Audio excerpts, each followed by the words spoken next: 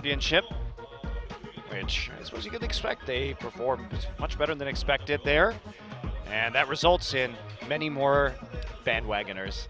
What a bandwagon to be on, because this team, with their roster change, is only looking better. Yeah, looking great. Took out KT 2-1 tonight in an exciting series, especially that last game being very, very well played by them. And we've seen a lot from the Tigers tonight. We had the question, okay, we saw the skirmishing in their first series. Then they started to play some more team fight-oriented stuff, and they round out with a poke comp. So we really have seen a large breadth of strategy across only 5 games. And none of the other teams that have won have shown just so much of a large bag of tricks. So it's exciting to see a team with multiple speeds already, just a couple of weeks in. That's right. Well, let's get into our second match of the night.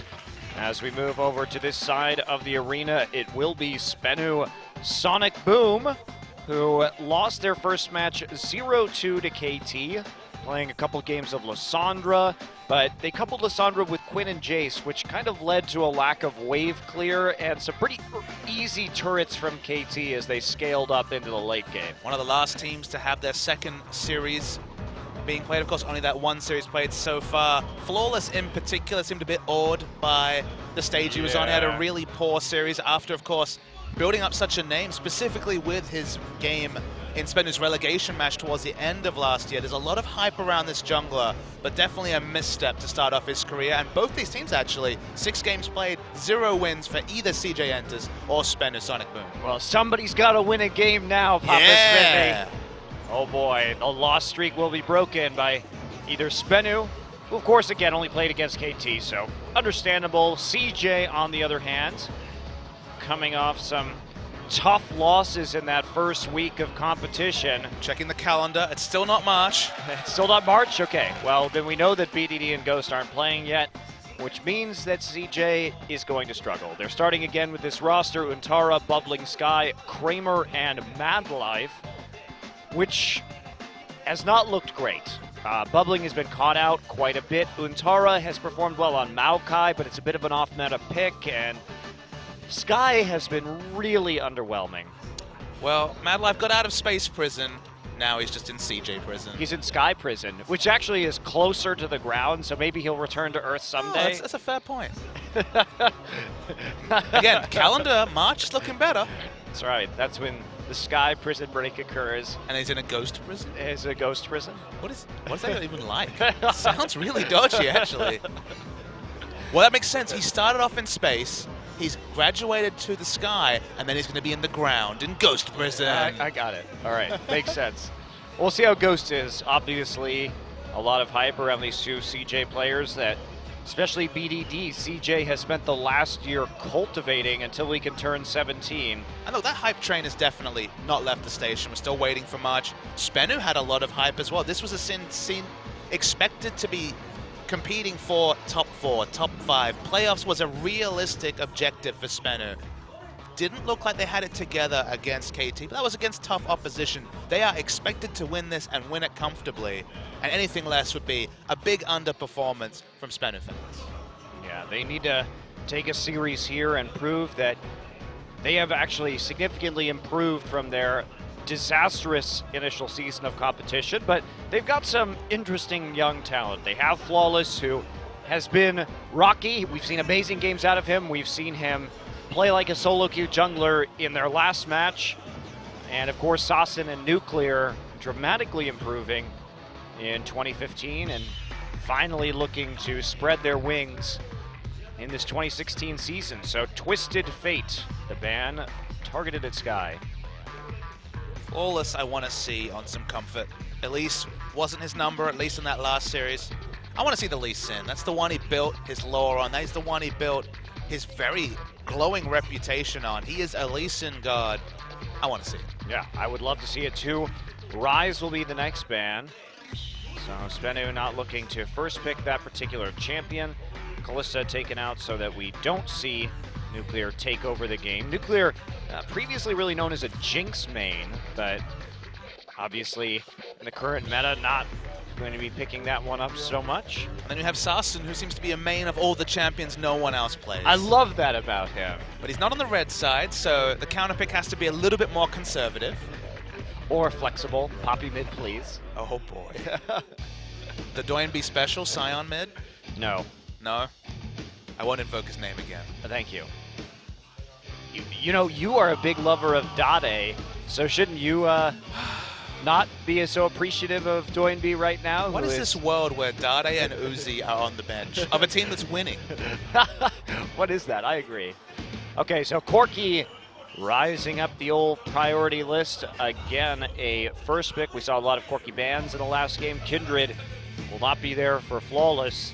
It's also a bit of a blocker pick for some specific mid lane champions. Gameplank's banned this game, of course, but we saw Coco completely demolishing a Gameplank in yesterday's series. A lot still up. Fiora, amazingly not spotted in the last series, is available. But the Quinn up, which was available, or which was banned rather in the last series. So that may be a Fiora deterrent, at least for the moment. You don't have Coco anymore. Put that Jace away. No more Jace. Well, they did play Jace before, so there you go. SBENU played it, but it'll be Tom Kench and Elise, who for the moment and for these teams seems to have replaced Rek'Sai as the dominant jungler.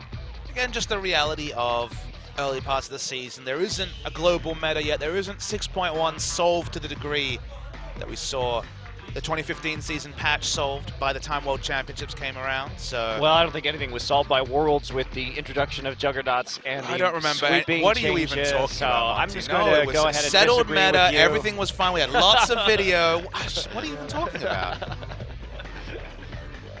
Definitely no Darius falling off towards the end of that tournament. Definitely not Darius. There's a skin I want to see. Oh boy, the insta-lock. So Lee Sin for Flawless. We get to see it. Of course, he did so much work on that pick during the promotion relegation match for SBENU. Absolutely took over the game. Alistair once again for Secret. Now CJ has to decide what they're going to be doing with their support. Madlife has only played Alistair and Thresh so far this season over 4 games, but it will be his Bard coming back, which was one of his better champions in 2015. I believe, and I might be misspeaking on this, I believe he's 2-0 lifetime on this champion. He played it a little bit. You've got some time to find stats. I'll fill the time, but he played it sparingly, but looked good when he did play it as, oh boy, I have to compose myself. I see the sight of Vel'Koz. A blind pick Vel'Koz. Where they already have 2 AD carries they're mulling over. The dream is probably not going to happen, and Kog'Maw's another one I really want to see come out. Nuclear mousing over some of his famous champions. You mentioned the Jinx before. Ever since he was back on Prime Optimus and his name was Zet Engine, he has been a Jinx main. Zet Engine. That's a name. That is a name. It actually comes from the fact that there is no Z sound in the Korean language, so in Korean it is represented by the J sound. So that's Jet Engine. It was Jet Engine, but it was interestingly translated.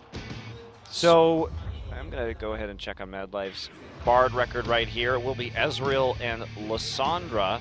It was almost the pivot to the Riven. From memory, I believe Saw was a Riven main. Yes, he was. Doesn't get to play it this time. Like so many others. It's true. So1, Saw. Something to play their Riven recently, at least. Yeah, Bard 2-0 for Madlife. Good memory. What can I say? I remember the Bard players. The sweet Bard, though, never observed. It's a secret that will ever remain closed I unless feel like I should just watch Che suddenly gets swapped out again for Sweet. I feel like I just watch Sweet solo queue and then like David Attenborough style narrate one of his Bard games. Like, there's the Sweet Bard in its natural environment. Rarely seen. Never professionally photographed. No, never. Only amateurs photographing it. It's like Bigfoot, really. Does it even exist? We've heard tall tales of it. Madlife. Looks like he'll be locking in a mid laner. He's been holding on to the LeBlanc for quite a while. Sky has shown not much, let's be real, but he's really struggled to harass or really control enemy mid laners, and now opting into, it looks like the Corki matchup. Interesting. I find this Tom Kench paired with LeBlanc and Elise and Bard very odd. Of course, still going to be useful for saving the Lucian, but everyone else has a large amount of disengage or mobility to escape from these situations. So the Tom Kench seems a bit unnecessary here when you could have gone for, I don't know, a Gnar or something along those lines.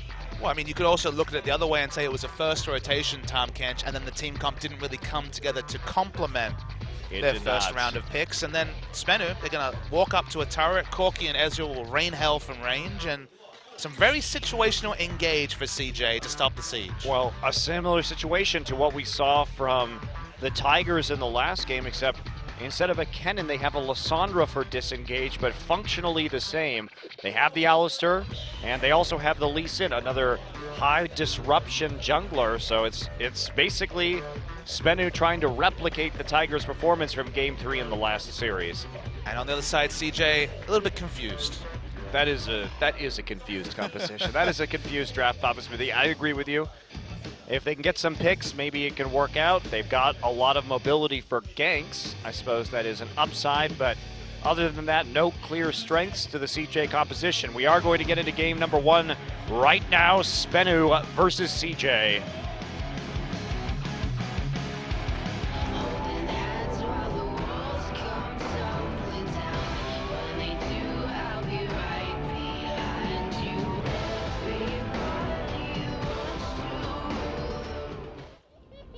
Oh, cut off again. What a tease, Papa Smithy, what a tease. There's always the potential to rule the world, but sometimes I'm just not clear on that. There's always a potential for Riot to give these teams base banners, but I wonder when we're going to see that happen. It's a long season, Monty. There's time. Korean teams, you know, they really don't deserve base banners. They've only won Worlds for the last 3 years. Sorry, they have the trophies. They don't need the banners. Exactly. In the game. They have the skins. You're going to be on a hit list with comments like that, Monty. Need to calm I already down. am. It's I true. already am. It's true. It's okay. I've learned to live with it, Papa Smithy. It's tough to rule the world, Monte Cristo.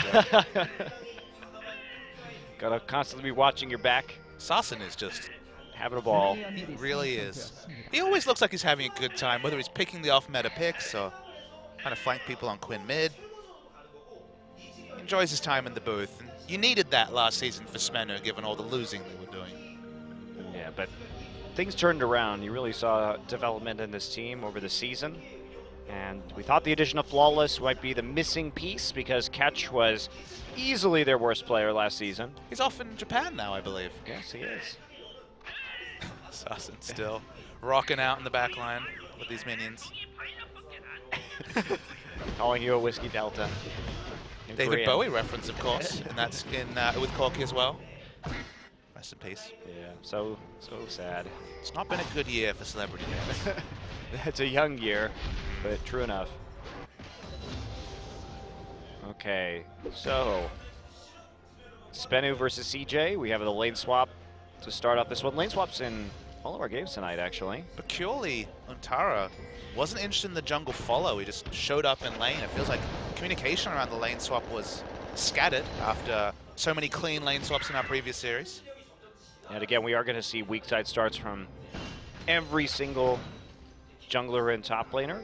I mean, the theory is that you start on the weak side, unless there's some sort of double or man invade, you should be able to pick up the buffs. And then by the time you clear, you time that precisely with the minion wave pushing from your duo lane and then start for that fast push. But right, CJ were not quick on the timer. They are behind in that this game.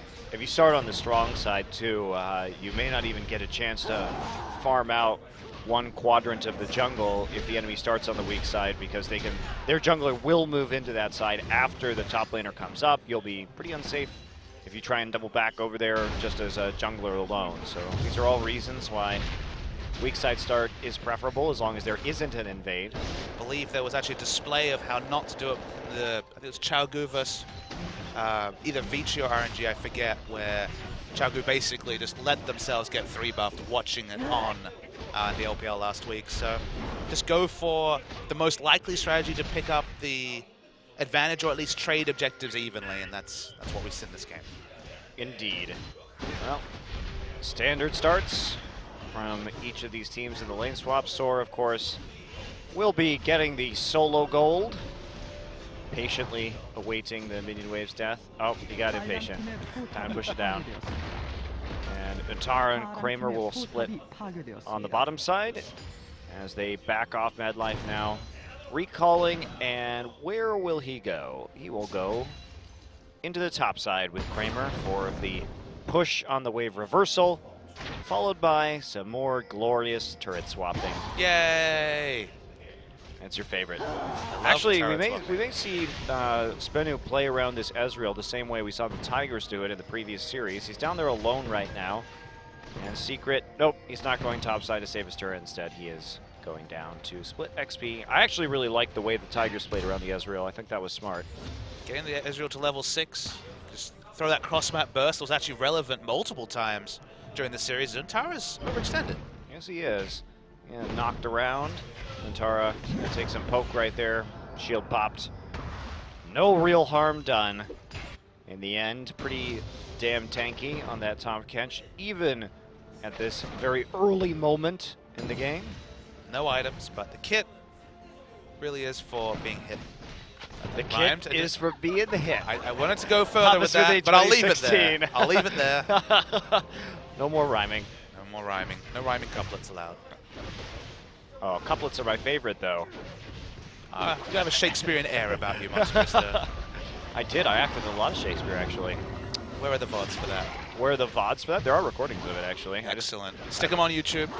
No, I don't think I will. You know? A certain MLG recording needs to go on there as Nope. well. That is gone, by the way. Yeah, I believe it. When I don't see it. Yeah, exactly. I guess that's how that ends. You know, I played Richard III. Did you? Yeah, I did. It's a good play. It's great. It's a great role. Did you get rave reviews? I did. That was actually my last play that I was ever in. And probably will ever be in. What a different world that would be if you would have continued with that. Shakespearean acting? Yes.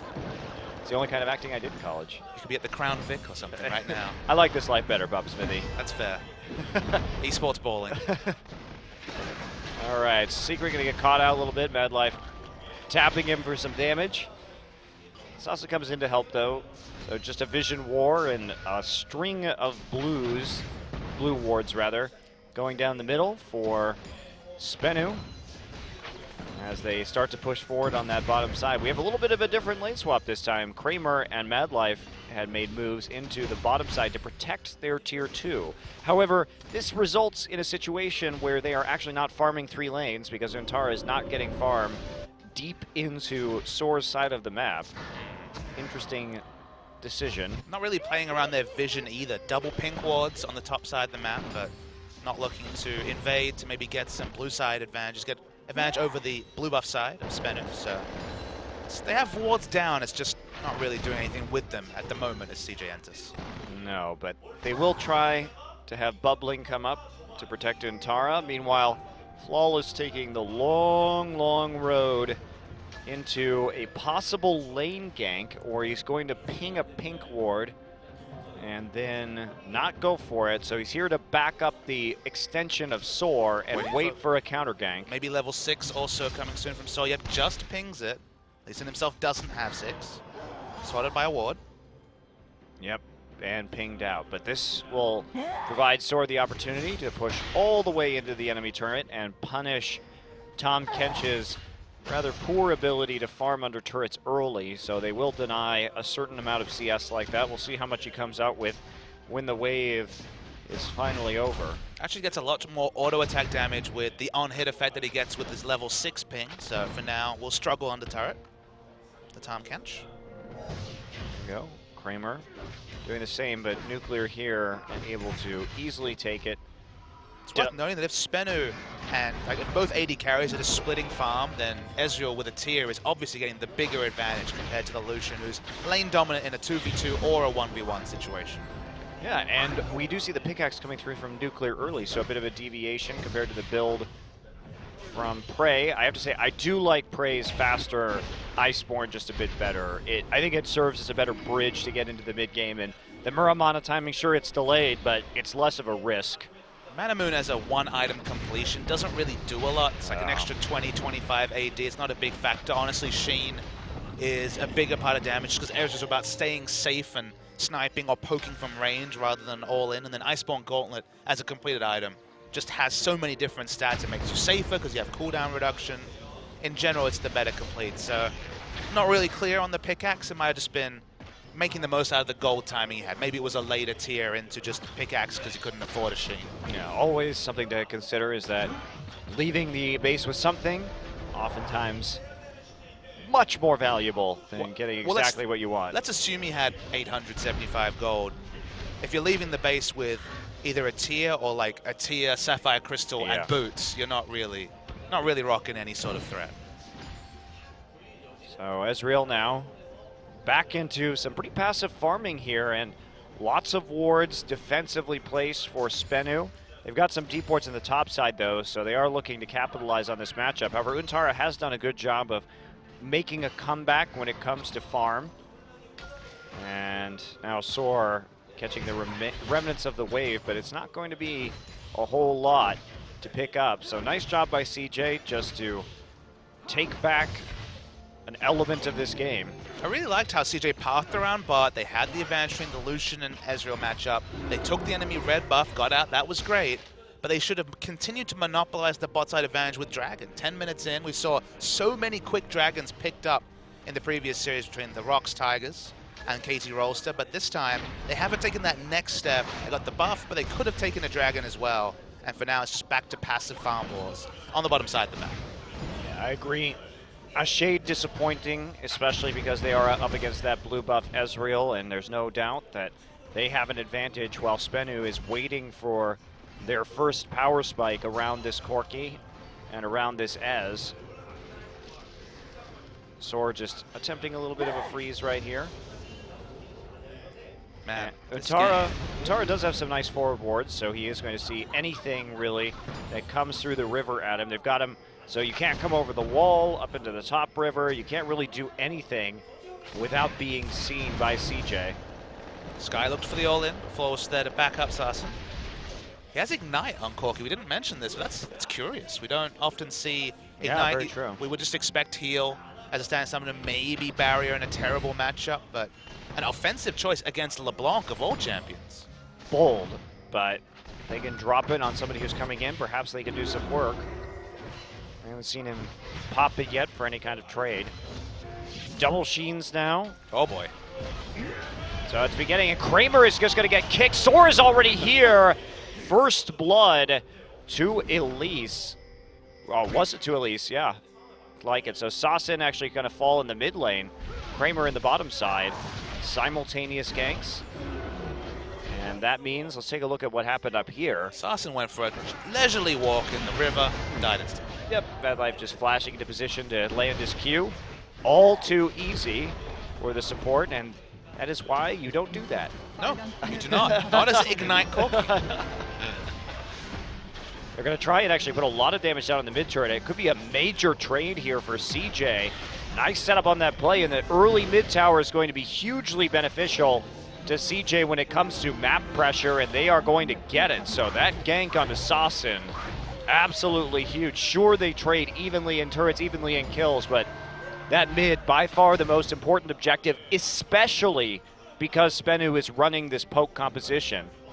The blue buff, sorry, the mid to bottom lane train, in terms of global gold, obviously it's identical, but the control you get from poking down that mid turret, the minion's going to push in, suddenly taking things like Dragon, and the enemy buffs get easier, but because of the recall timings, SBENU does pick up that first Dragon, delay any sort of potential stacking from CJ. Yeah. Wow. So this is a really interesting situation because you almost never want to lose that mid turret first, but particularly if you are a poke comp, you want to gather up in that mid lane, take the tier 1, because otherwise you don't really have access to rotate freely through the enemy jungle to take out the tier 2. Now they're going to be forced to overextend in the mid lane, and that's going to open them up to some Bard ults from Mad Life. Speaking of which, not going to land. Soar gets out of it, only a single golden minion glistening in the lane. And that's the big factor you mentioned, is that you're going to, when you're a poke comp, you want to go into the enemy mid lane turret, throw down your siege, poke at the turret, and then back away to your own turret. Without that sort of defense, any lane ward is going to be crucial.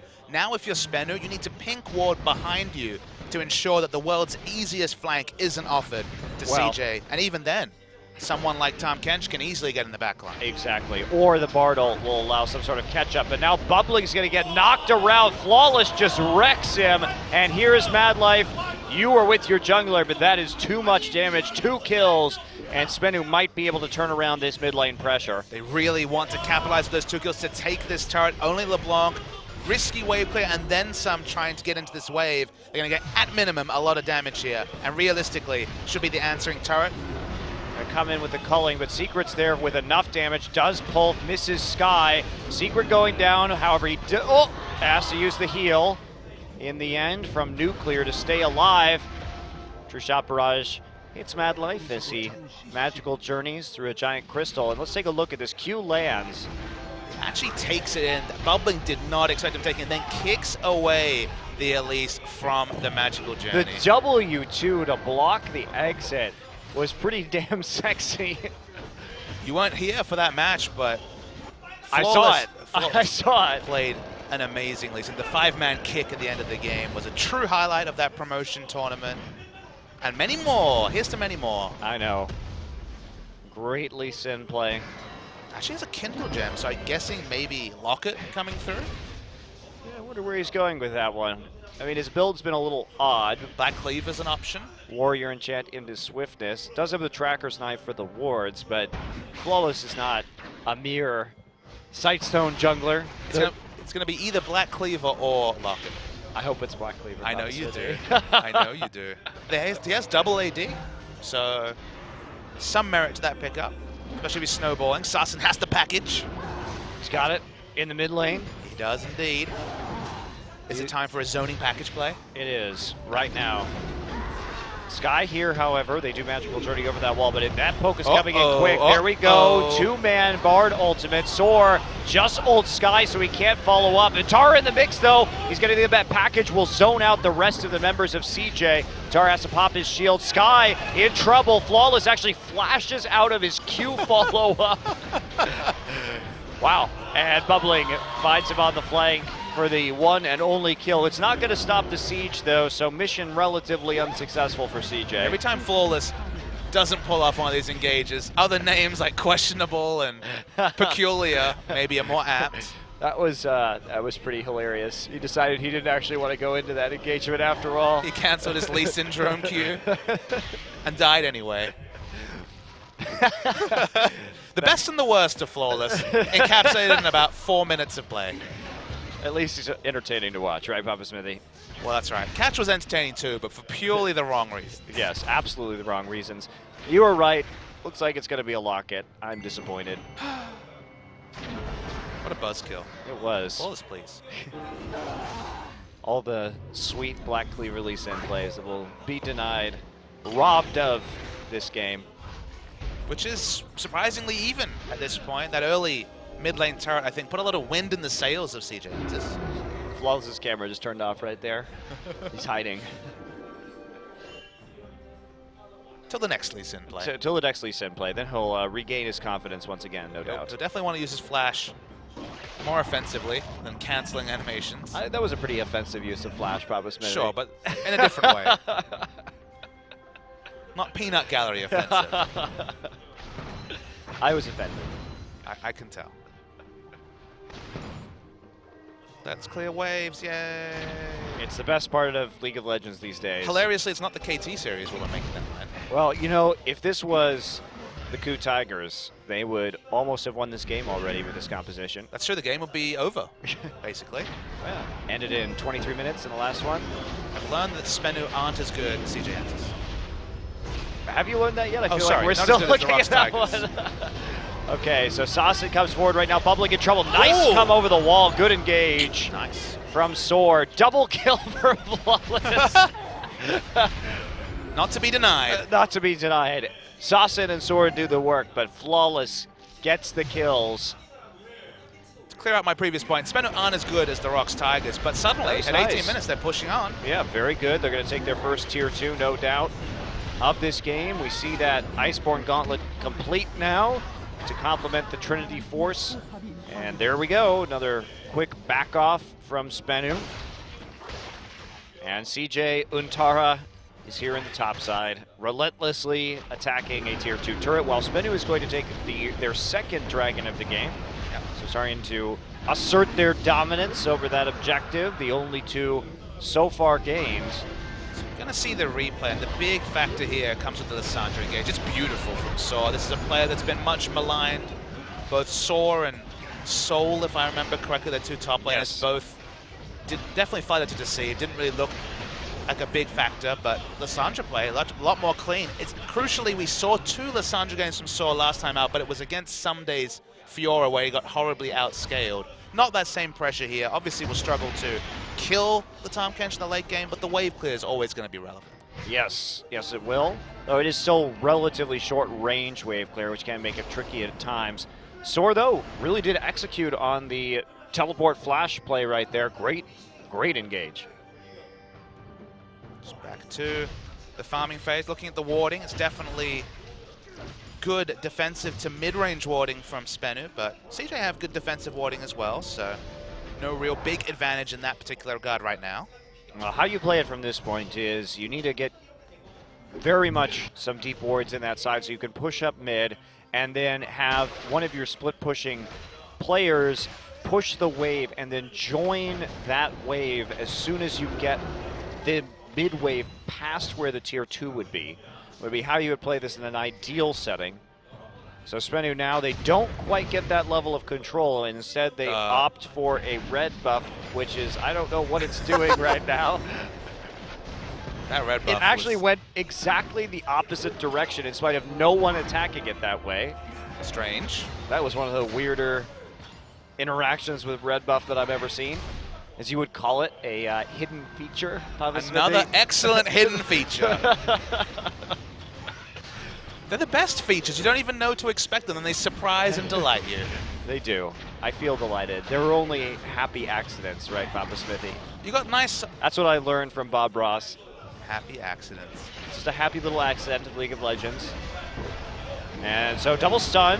That's going to chain into a culling, but a really weird Bard ultimate. And so now they don't have a whole lot to beat back the poke, and CJ's still going to be going after this turret. Are they going to get it? Secret's going to flash in very awkwardly and die. That was really funny.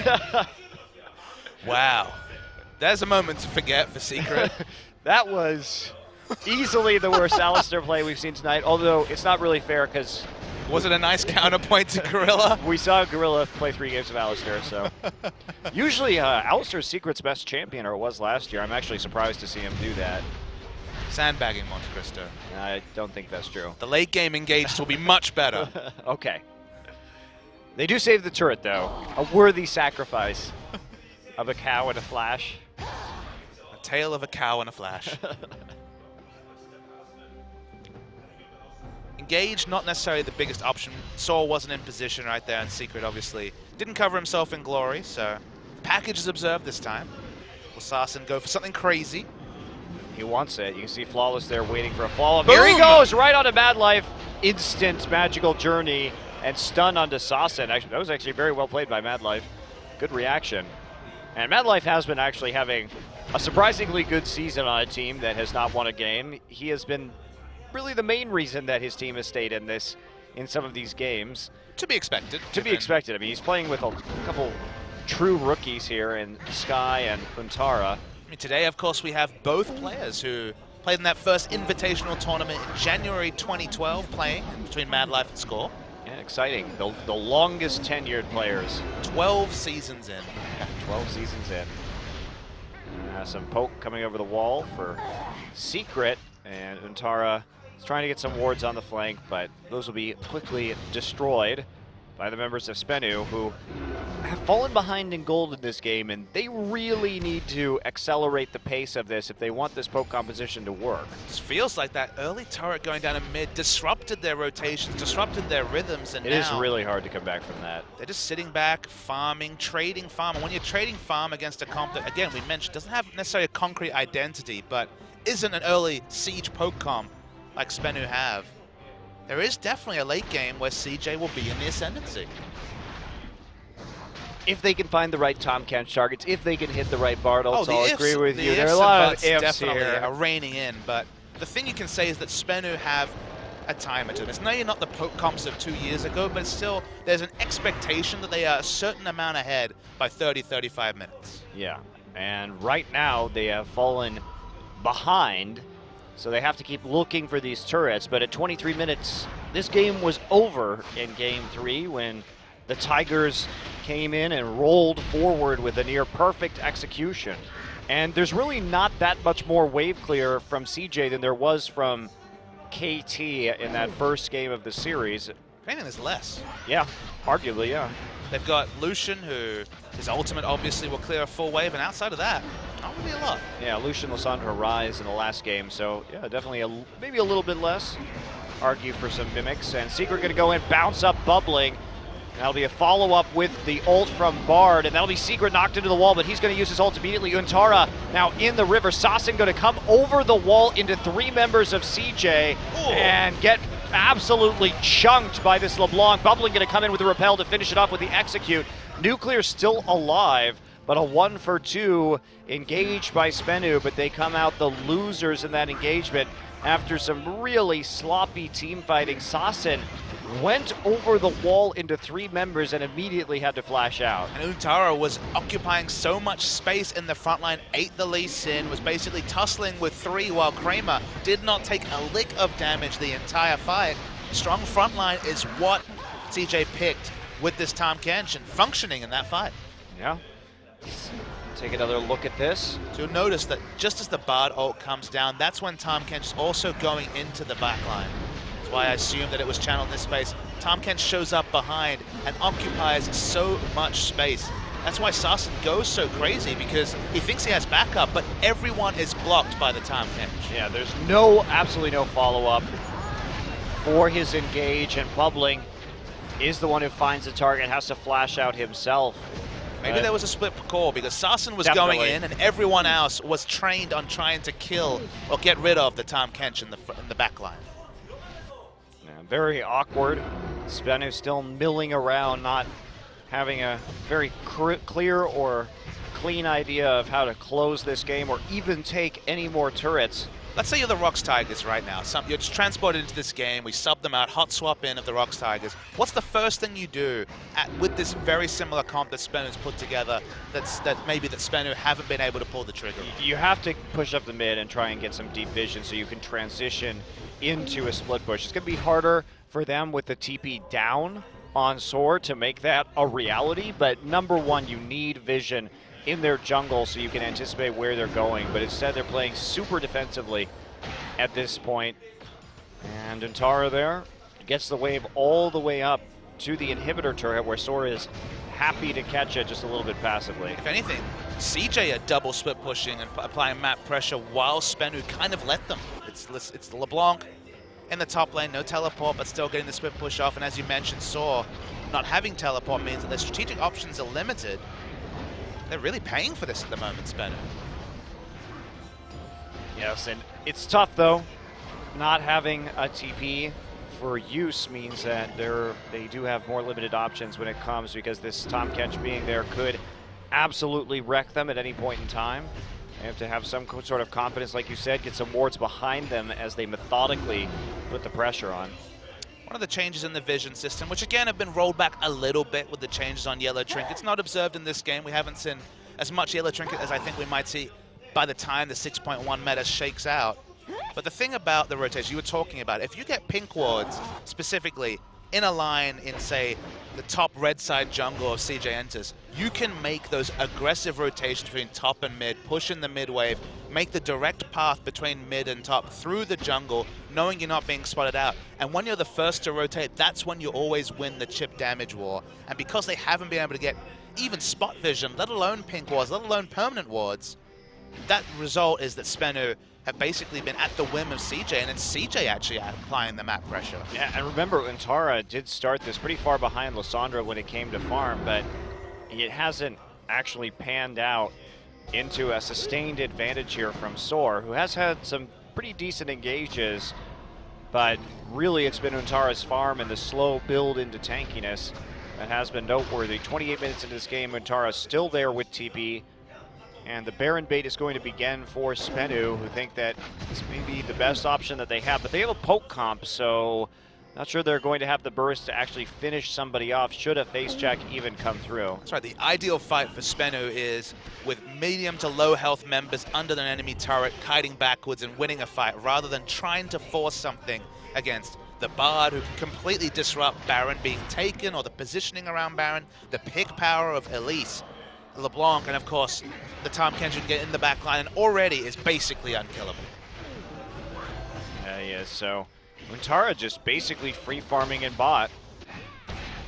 It's at level 16. If we learned anything about level 16, Tahm Kench does a lot of damage as well. Oh, he's 2 levels up, also on Soar. Really starting to show how that solo experience comes into play. Good luck killing him. Yeah, seriously. SBENU have a very rough time when it comes to that. So they're turning their sights onto Baron again. This would be very risky Baron. No vision on it right now. Madlife has to walk in. He has a pink ward right above it, so he knows he can actually ward the pit if necessary. There is no vision there from SBENU. There's not enough information from SBENU around. There's not even a ward on the enemy red buff. That's how little extra vision they have outside of the Baron pit. Madlife's still here. Looking for a shot with his Qs. And Soar actually going to turn around onto Bubbling. Bubbling takes a huge amount of damage, but Bubbling actually coming back. There we go. Nuclear is back here to save him. Bubbling goes too deep. Soar gets the kill. The help of the Twin Shadows, or the Spooky Ghost rather, but Flawless on the other side finds his death as well. So both junglers caught deep behind enemy lines. Yeah, the Frost Queen claim popped by Soar, giving Nuclear enough time to save him. 45 seconds till Baron spawns. Both jungles will be alive, but not close to the dragon by then. Looking at the vision, CJ actually have the control of the area. They've got their first. If they pick up a second, the 5th dragon win condition certainly almost, if not wholly, off the table. Yeah, survival from CJ, the name of the game. They've managed to outlast this push. So here we go. Scuttle Crab finds its way into the clutches of CJ Entus, and they will control that for the next dragon, spawning in just about 10 seconds. This is definitely not the KT Rolster versus Rocks Tigers series, so we see the replay. Yeah, turning that around on the Bubbling, but you see the repel. Where is Flawless in all of this? He goes on to Kramer. He tries to be the tank that buys all the time of the AD carry, but unfortunately had no backup whatsoever. Dies. He also didn't have a lot of armor at that point. Has Dead Man's Plate to complement his defensive stats now. All right, so Dragon attempt here from CJ. They've got it down to about 3K. Now, will we see a steal attempt from Flawless? Yes, we will. He gets it and backs out with his W. So Safeguard going to turn this around. Secret is picked up and spit out, but Untara getting very low, does pop it into the shield. Soar on the backside has to ult himself, but that's not going to do much in this team fight. Kramer still walking forward, gets hit by a Mystic Shot, so he can't pursue, but SBENU with the objective win. Yeah, the smite mechanics on point from Flawless. Did use the smite there, rode in on the Q. Good play from him. CJ probably should have disengaged at a higher HP to avoid the Q damage coming through, allowing the steal for Flawless. And Tara's actually going in super aggressively this Baron. Yeah, well, I guess he's just TPing there to clear wards. Guess so. I hope for more. Did you, Papa Smithy? From the series, from that, yep. Very awkward use of teleport. That means Soar is going to have a really good timing window to work with here, and this could be the advantage that SBENU needs to start pressing forward and taking towers again. That's the game that's largely abandoned them. They took the outer ring very quickly. The mid wasn't answering tower, but still had the outer ring down. At the kind of timing they were looking for, it's just pushing into the inner ring of towers. They've got the inner mid lane turret, but never the vision that we spoke about multiple times to easily transition into either top or bottom lane turret. And the minion waves, if anything, have been pushed out onto SBENU's side of the jungle, rather than facilitating the aggressive rotations they realistically want to be doing. Yeah, that's the big story right here. And most of that is Untara just creating one wave of pressure that SBENU doesn't have too many answers to. If they send Soar there, there's just no way he can actually kill a Tahm Kench in a 1v1. Not that Tahm Kench, especially. Multiple health items working on the Thorn Mail. He is certainly going to be a massive backline nuisance. It's just whether Sky and Kramer will have enough damage to deal with the relatively squishier front line coming through from SBENU. Oh, they have to do something. SBENU can't simply sit here and hope that CJ is going to make a mistake, especially that they will just get outscaled when it comes to the late game, especially as this Tahm Kench gets bigger and bigger. He is going to be so incredibly unkillable for SBENU. Saying it lightly, Tahm Kench does have outscale potential, but that doesn't mean that teamfight wins are clean as... Misbarred ult there. Madlife nearly pays for it with his life, and Flawless is going for it. He's going to be the hero. I don't know what he expected. Cosmic Binding, he's still going after it. No, W's into the pit. And the most obvious follow-up of a magical journey taken by Elisen, perhaps ever. Don't see many enemy magical journey takes in general in competitive play. It's usually too risky. That's why. Unless you're Flawless. Let's go for it anyway. Hope that he forgets to press Q and you can press Q first. Really didn't think his nickname would be an ironic one. He went from Flaw to Flawless, and if anything has floundered since. Don't know what that says. Okay, Tahm Kench ulting. Missile Voyage right into a couple wards. Here's Madlife 2. Two fat guys traveling through the ground together. I object to you calling good old Bard a fat guy. He is a fat guy. Is he actually a person? Not really, right? Whatever. In your mind, it's just a bad Santa Claus costume, isn't it? How is Bard not a fat guy? He's a fat character, I guess. So basically, your objection is not to be calling him fat. No. It's to calling him guy. He's certainly rotund. Okay. That part was definitely confirmed.